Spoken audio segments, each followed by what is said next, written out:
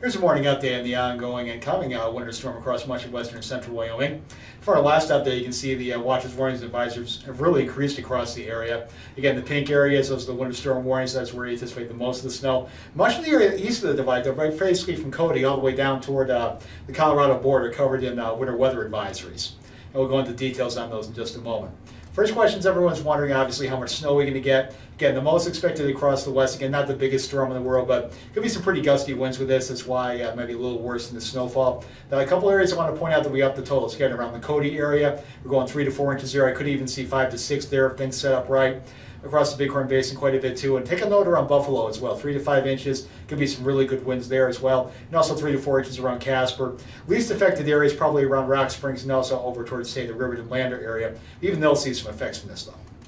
As far as wind gusts, I think this might be the big story east of the divide, not necessarily the snowfall accumulation. Look up around Buffalo there. Those gusts close to 50 miles per hour. Could be close to 40 miles per hour around Cody as well, much of the Bighorn Basin as well. Also around the Casper area as well could be some very gusty winds. So make sure you watch out for that. This will be a very dry, powdery snow, so there'll be a lot of blowing and drifting, so it could really affect visibility.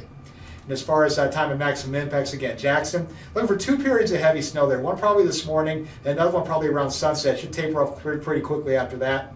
Again, Lander, most of the areas east of the divide, we're looking main effects coming in tonight. Most of today should actually be fairly dry and mild, a little windy at times though.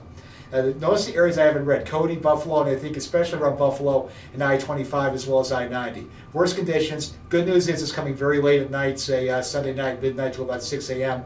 There could be some wind gusts to 50, maybe 55 miles per hour. Again, with the dry, powdery snow, visibility could be sharply reduced during this time. So make sure you use caution if you're driving around then.